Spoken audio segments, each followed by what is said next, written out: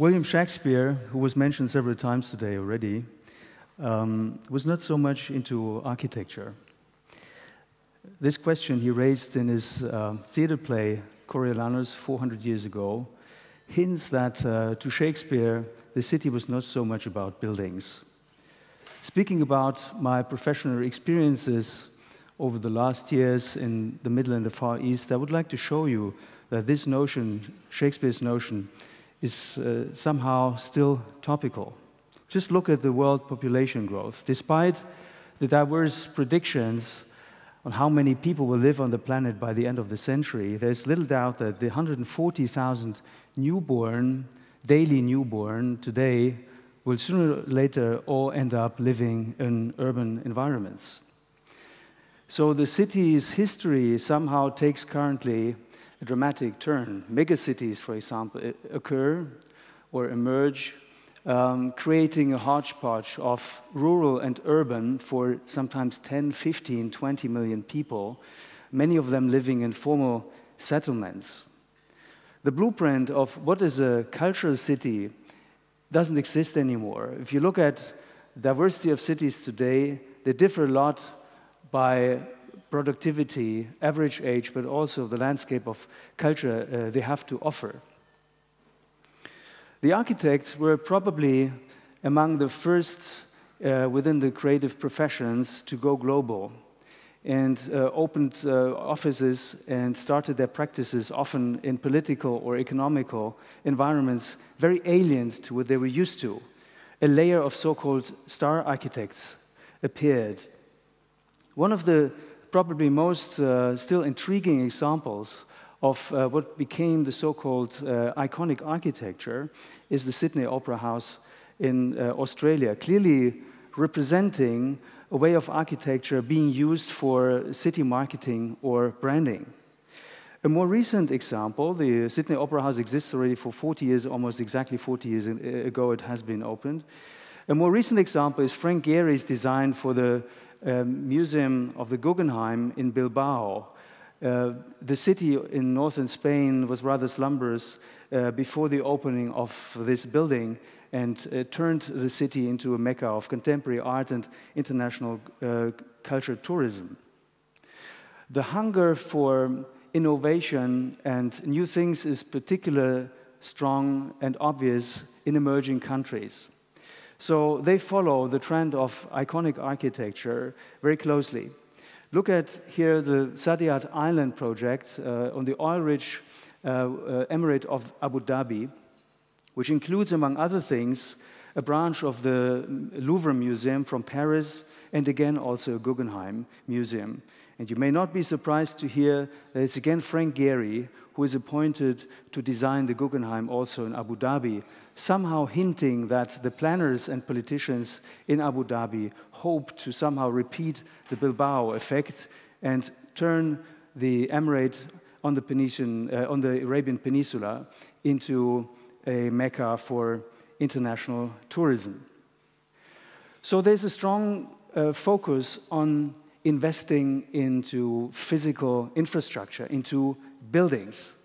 The question, however, is, of course, how much this complies with the needs of the people, how much this considers the human dimension of cultural development.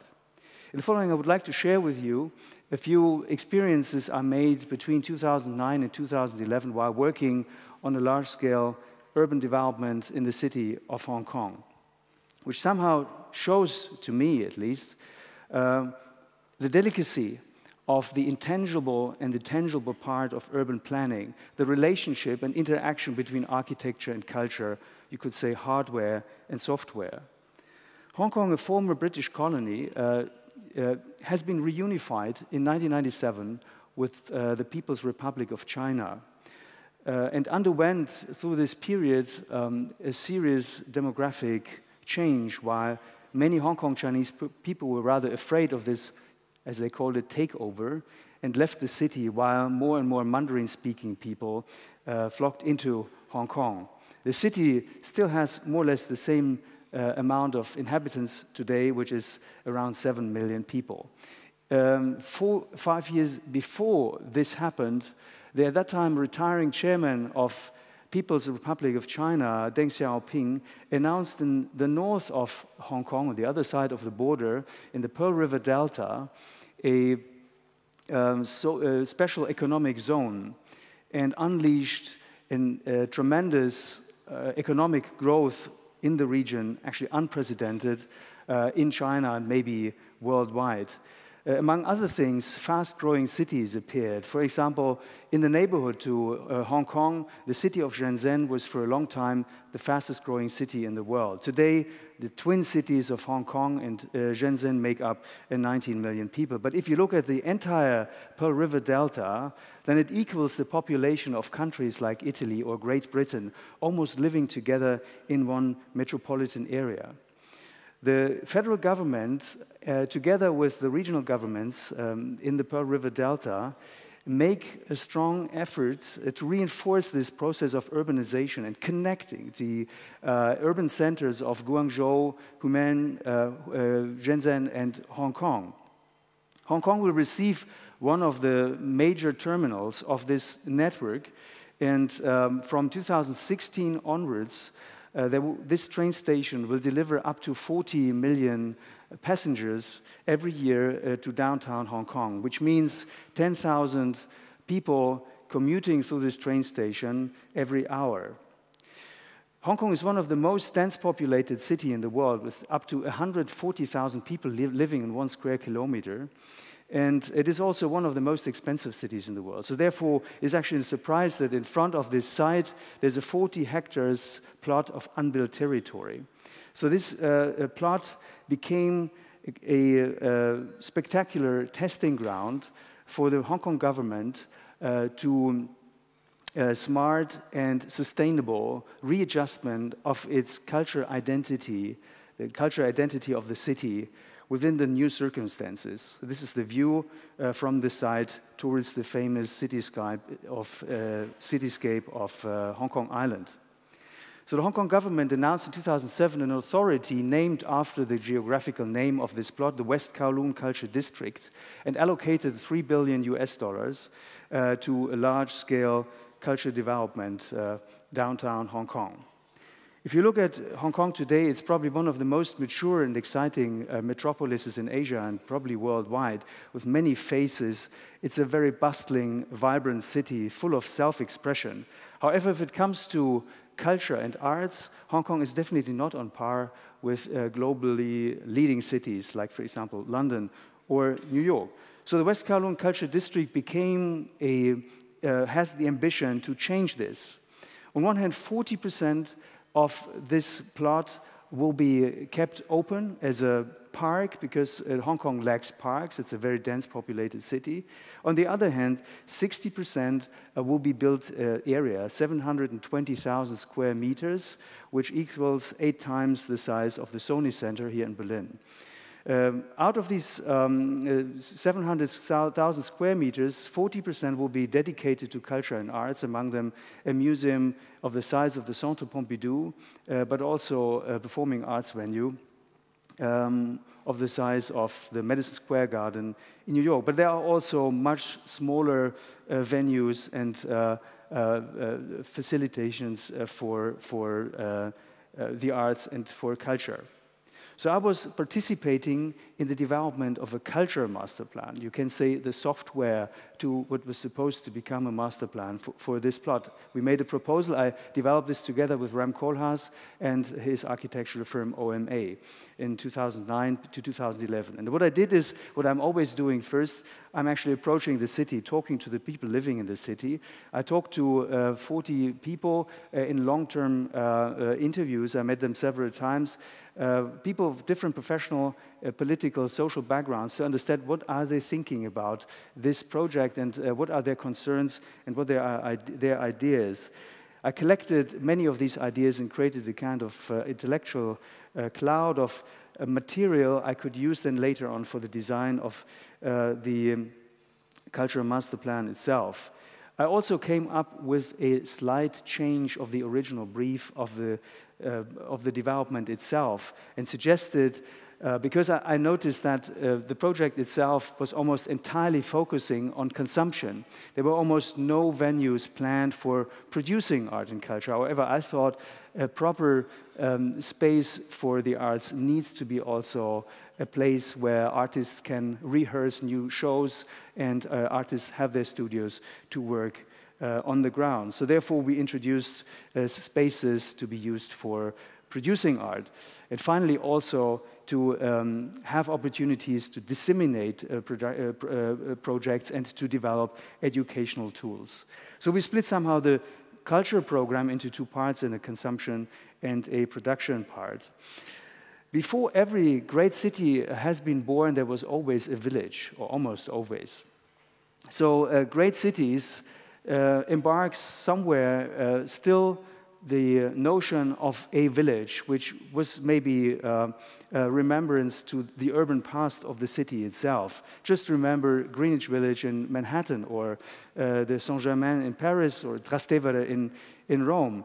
Also, Hong Kong has those pockets of tradition and history. So therefore, these places are called walled villages and exist sometimes already since 600, 700, 800 years.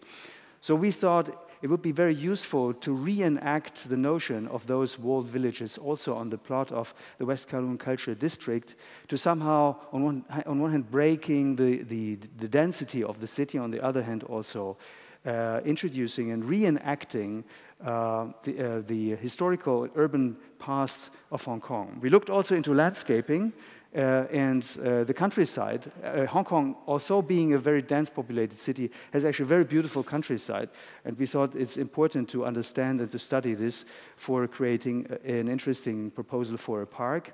Finally, the culture of trading and street life is in Hong Kong probably particularly famous. It's extremely vibrant and energetic, and we thought it's important that also this new development taps onto the energy of the streets in Hong Kong. As I mentioned, the city of Hong Kong has a Cantonese tradition, 7 million people, mostly Cantonese speaking, within an environment of mostly Mandarin speaking people. So even a 7 million metropolis can be a minority in China. So therefore, I think Cantonese heritage and culture is something which needs to be reinforced and regarded also for this project. The Cantonese opera is probably one of the major pillars of Cantonese culture. On one hand, it is very popular, but on the other hand, we notice that it's actually very badly treated. It has low funding, is housed often in badly established places, and has never undergone any kind of process of modernization, so that among the younger people, it's not very popular. So changing this is one of the goals of the West Kowloon Culture District. The government of Hong Kong did something which is definitely very different from what you would expect from a Chinese city.